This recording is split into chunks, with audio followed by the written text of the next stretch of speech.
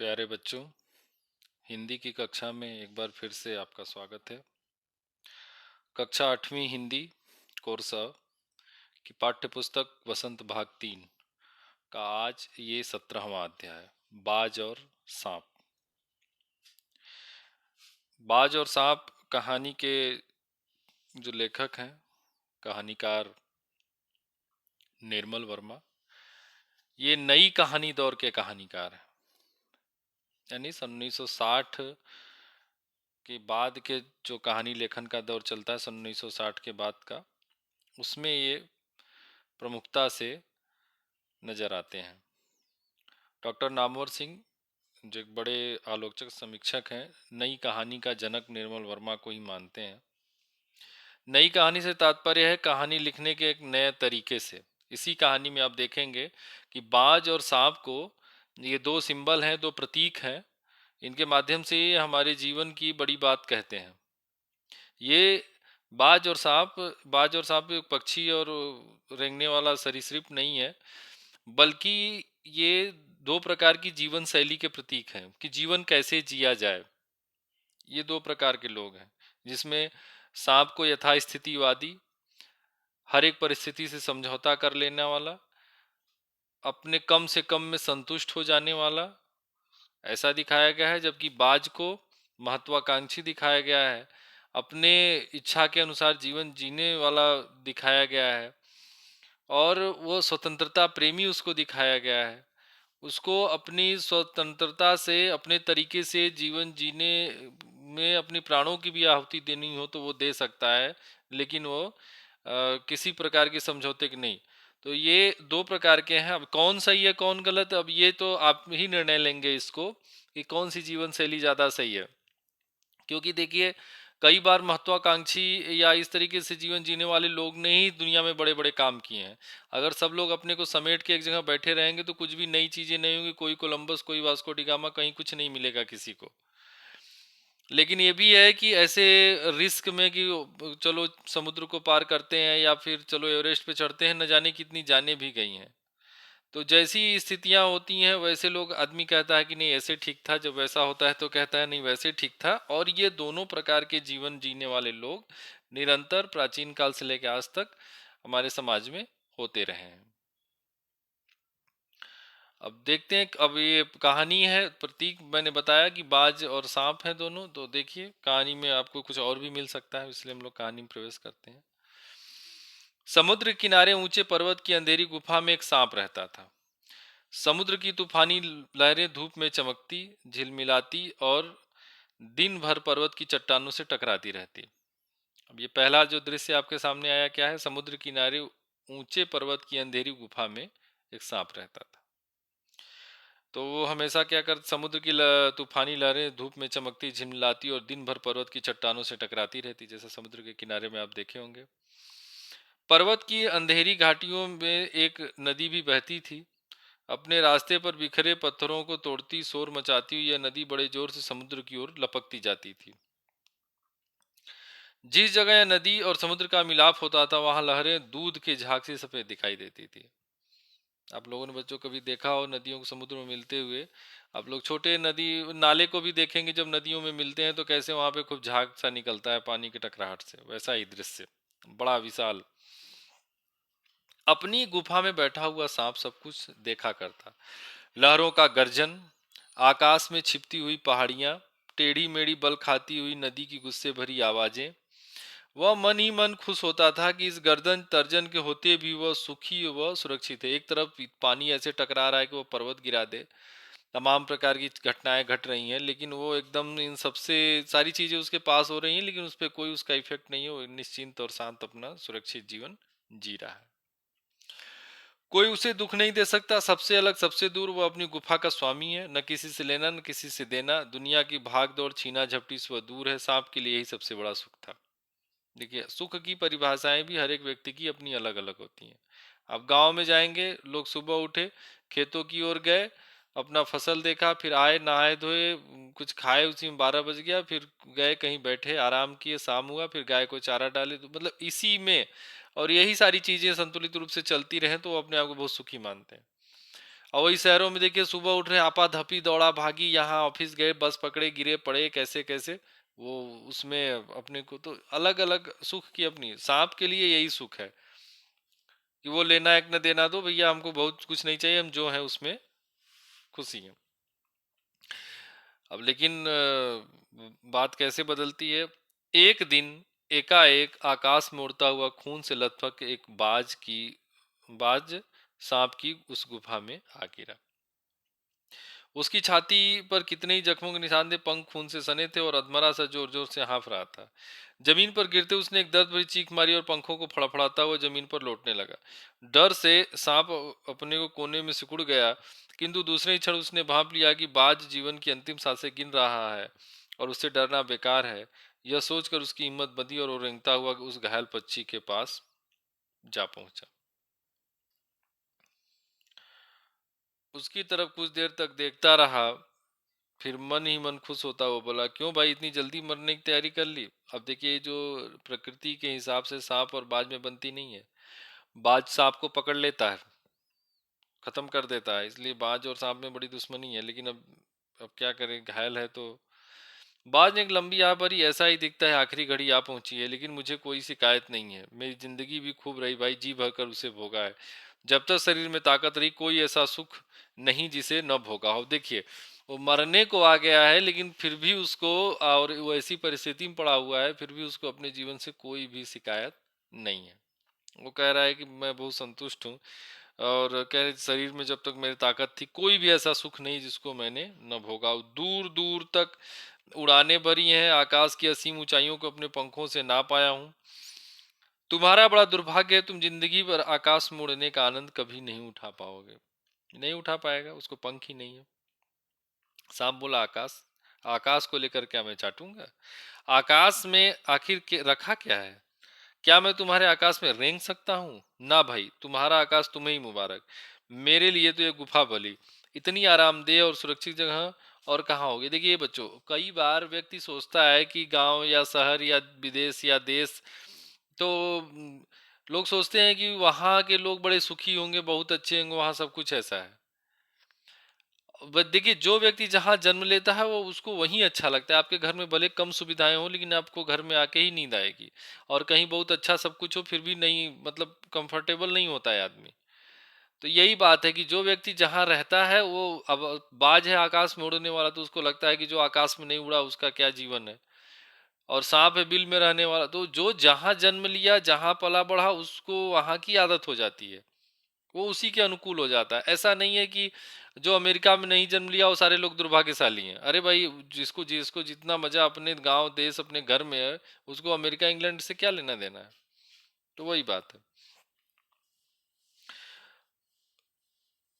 सांप मनी मन बाज की मूर्खता पर हंस रहा था। वो सोचने लगा कि आखिर उड़ान उड़ने और रेंगने के बीच कौन सा भारी अंतर है। अंत में तो सबके भाग में मरना ही लिखा है, शरीर मिट्टी का है, मिट्टी। और देखिए ये थोड़ा सा एक पेसिमिस्टिक निराशावादी सोच होती है कि लोग कुछ नया करने से पहले सोचते हैं नया करके क्या करेंगे, आखिर में तो सब छोड़ के। तो ये वाला बात थोड़ा सा। अचानक बाज ने अपना सिर अचानक बाज ने अपना झुका हुआ सिर ऊपर उठाया और उसकी दृष्टि सांप की गुफा के चारों ओर घूमने लगी। चट्टानों में पड़ी दरारों से पानी गुफा में टपक रहा था। सीलन और अंधेरे में डूबी गुफा में से एक भयानक दुर्गंध फैली हुई थी, मानो कोई चीज वर्षों से पड़ी पड़ी सड़ गई हो। बाज के मुंह से एक बार जोर की करुण चीख फूट पड़ी। आह, काश मैं सिर्फ एक बार आकाश में उड़ पाता।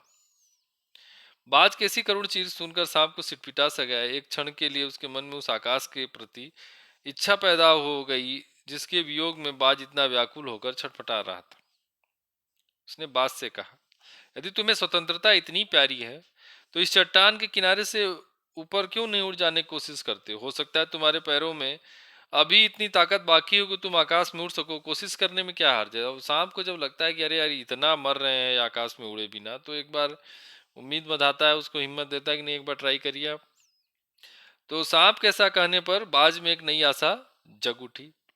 वह दूने उत्साह से अपने घायल शरीर को घसीटता हुआ चट्टान के किनारे तक खींच लाया। खुले आकाश को देखकर उसकी आंखें चमक उठी।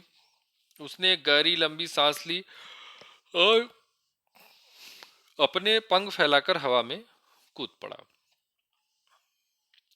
किंतु उसके टूटे पंखों में इतनी शक्ति नहीं थी कि उसके शरीर का बोझ संभाल सके। पत्थर सा उसका शरीर लुढ़कता हुआ नदी में जा गिरा। मतलब कहने को एक बार जोर लगा के हवा में तो डाला, लेकिन जब पंख एकदम से टूट चुके हैं, घायल हो चुके हैं, जब वो पंखों को फैलाकर उड़ना चाहा तो पंखों में वो ताकत नहीं रही, जिससे बाज सीधे जाके चट्टानों पर गिर गया और लुढ़कते हुए नदी में चला गया। एक लहर ने उठकर उसके पंखों पर जमे खून को धो दिया, उसके थके मादे शरीर को सफेद फेन से ढक दिया, फिर अपनी गोद में समेटकर उसे अपने साथ सागर की ओर ले चली। समझ गए ना आप लोग? मतलब चल बसा बेचारा। लहरें चट्टानों पर सिर धुनने लगी, मानो बाज की मृत्यु पर आंसू बहा रही हो। धीरे धीरे समुद्र के असीम विस्तार में बाज आंखों से ओझल हो गया। अब देखिए यहाँ पे लहरें चट्टानों पर सिर धुनने लगी, मतलब जो पानी जाके टकरा रही थी तो लग रहा था जैसे कि बाज के मर जाने से वो अपना सर पटक रही हैं। और धीरे धीरे धीरे देखते देखते उस बाज कहाँ गायब हो गया, कुछ पता नहीं चला। चट्टान के ओखल में बैठा हुआ सांप बड़ी देर तक बाज की मृत्यु और आकाश के लिए उसके प्रेम के विषय में सोचता रहा कि अरे बाप रे, मतलब जान दे दी, ऐसा क्या है उसमें, इतना लगाव, इतना प्रेम कि जान दे दी उसके लिए, लेकिन कोशिश करने से पीछे नहीं हटा। आकाश की असीम शून्यता में ऐसा क्या आकर्षण छिपा है जिसके लिए बाज ने अपने प्राण को, तमाम प्रकार के प्रश्न मन में आ रहे हैं सांप के। वह खुद तो मर गया, लेकिन मेरे दिल के चैन अपने साथ ले गया। यानी वो सवाल छोड़ गया। उस जीवन दर्शन की बात है यहाँ पे कि तुम पड़े पड़े सड़ रहे हो, मैंने जीवन भर इतनी स्वच्छंदता से जीवन जिया, मैं आखिरी बार भी जो जीना चाहता हूँ, मैं आखिरी कोशिश भी करना चाहता हूँ, भले मुझे इससे मेरे प्राण निकल जाए। ये बातें चुभ रही थी सांप को। न जाने आकाश में क्या खजाना रखा है, एक बार तो मैं भी वहां जाकर उसके रहस्य का पता लगाऊंगा, चाहे कुछ देर के लिए ही हो। कम से कम उस आकाश का स्वाद तो चख लूंगा। यह कहकर सांप ने अपने शरीर को सिकोड़ा और आगे रेंगकर अपने को आकाश की शून्यता में छोड़ दिया। धूप में क्षण भर के लिए सांप का शरीर बिजली की लकीर सा चमक गया, किंतु जिसने जीवन भर रेंगना सीखा था वह भला क्या उड़ पाता। नीचे छोटी छोटी चट्टानों पर धप से सांप जा गिरा। ईश्वर कृपा से बेचारा बच गया, नहीं तो मरने में क्या कसर बाकी थी। सांप हंसते हुए कहने लगा, सो उड़ने का यही आनंद है, भर पाया मैं तो। देखिए ये लाइन जो है, किंतु जिसने जीवन भर रेंगना सीखा था वह भला क्या उड़ पाता है। जब हम अपने जीवन को इतना समेट के सिकोड़ के लंबे समय तक एक विशेष ढर्रे में जीते हैं, तो कई बार अवसर आने पर भी हम अपने आप को खोल नहीं पाते। जैसे उदाहरण के लिए, जैसे तोता जो होता है, अब तोता पकड़ के लोग लाते पिंजरे में डाल देते, तो एक समय ऐसा भी आता है कि अगर उसको पिंजरे से बाहर भी कर दीजिए तो उड़ता नहीं, वो पैदल चलने लगता है, या उड़ता है तो वो थोड़ा सा करके फिर वहीं आ जाता है। यानी वो जीवन जीना ही भूल गया। कई बार अपनी इच्छाओं को मारकर, या जो भी कहिए अपनी परिस्थितियों में अपने आप को हम लोग इतना ढाल लेते हैं कि एक बार अगर हमको मौका भी मिले खुल के जीने की तो हम नहीं जी पाते, हम उसी में अभ्यस्त हो जाते हैं उसी तरीके से जीवन जीने के लिए, जैसे यहाँ पे सांप हो गया। तो वो लगा सोचने की ढेर सारी रोशनी के सिवा वहां कुछ भी नहीं, शरीर को संभालने के लिए कोई स्थान नहीं, कोई सहारा नहीं, फिर वे पक्षी किस बूते पर इतनी डींगे हाँकते हैं, किस लिए धरती के प्राणियों को इतना छोटा समझते हैं। अब मैं कभी धोखा नहीं खाऊंगा, मैंने आकाश देख लिया और खूब देख लिया। बाज तो बड़ी बड़ी बातें बनाता था, आकाश के गुण गाते थकता नहीं था, उसी की बातों में आकर मैं आकाश में कूदा था। ईश्वर भला करे मरते मरते बच गया।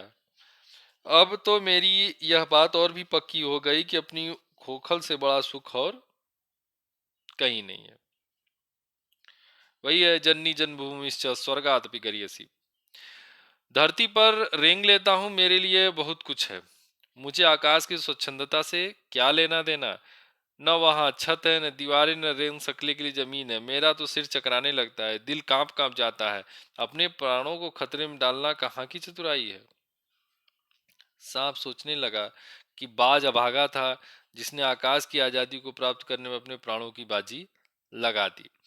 किंतु अब देखिए, भले सांप को अपने इस यथास्थिति, मतलब जैसे उसी में अपने आप को कम करके सिकोड़ के जीने में बड़ा है, लेकिन इस तरीके के जीवन जीने वाले कभी भी स्मृति का हिस्सा नहीं बनते, कभी हमारे नायक नहीं बनते, हम कभी उनको याद नहीं करते। हम भले उसे याद करेंगे जो कोई बड़ा काम करते हुए असफल हो गया। अगर कोई एवरेस्ट पर चढ़ते चढ़ते एकदम ऊंचाई पे पहुंच के अगर चला भी गया, गिर भी गया, तो उसके जानने वालों की संख्या उससे बहुत ज्यादा होगी जो एवरेस्ट के नीचे दुकान लगा के बैठा है, टॉफी बिस्किट बेच रहा है, और उसको तो कोई टेंशन नहीं है एवरेस्ट पर से गिरने का। उसका छोटा सा दुकान है, जो आते हैं लोग उनको बेचता है, खाता है और संतुष्ट होकर जीता है। क्योंकि नाम तो भाई उसी का होगा ना जो कोशिश करेगा, जो रिस्क लेगा। तो रिस्क लेने वालों का ही नाम होता है। देखिए, किंतु कुछ देर बाद सांप के आश्चर्य का ठिकाना नहीं रहा। उसने सुना चट्टानों के नीचे एक मधुर रहस्यमय संगीत की आवाज उठ रही है, गीत की आवाज उठ रही है। पहले उसे अपने कानों पर विश्वास नहीं हुआ, किंतु कुछ देर बाद गीत के स्वर अधिक साफ सुनाई देने लगे। वो अपनी गुफा से बाहर आया और चट्टान से नीचे झांकने लगा। सूरज की सुनहरी किरणों में समुद्र का नीला जल झिलमिला रहा था। चट्टानों को भिगोती हुई समुद्र की लहरों में गीत के स्वर फूट रहे थे। लहरों का यह गीत दूर दूर तक गूंज रहा था। सांप ने सुना, लहरें मधुर स्वर में गा रही हैं, हमारा यह गीत उन साहसी लोगों के लिए है जो अपने प्राणों को हथेली पर रखे हुए घूमते हैं। किनको याद किया जाएगा? ऐसे साहसी लोगों को याद करता है समाज। ऐसे साहसी लोगों को इतिहास में पढ़ा जाता है। भगत सिंह, चंद्रशेखर आजाद के समय उनके उम्र के लाखों युवा इस देश में थे। तो क्या हम किसी को याद करते हैं? नहीं, हम उनको याद करते क्योंकि उन्होंने ये रिस्क लिया। चतुर वही है जो प्राणों की बाजी लगाकर जिंदगी को हर खतरे का बहादुरी सामना करे। ओ निडरबाज, शत्रुओं से लड़ते हुए तुमने अपना कीमती रक्त बहाया है, पर वह समय दूर नहीं जब तुम्हारे खून की एक एक बूंद जिंदगी के अंधेरे में प्रकाश फैलाएगी और साहसी बहादुर दिलों में स्वतंत्रता और प्रकाश के लिए प्रेम पैदा करेगी। देखिए, बाज कैसे स्वतंत्रता के लिए लड़ा, उसके लिए कोशिश किया, सब मर गया, लेकिन फिर भी उसको याद किया जाएगा। तुमने अपना जीवन बलिदान कर दिया, किंतु फिर भी तुम अमर हो।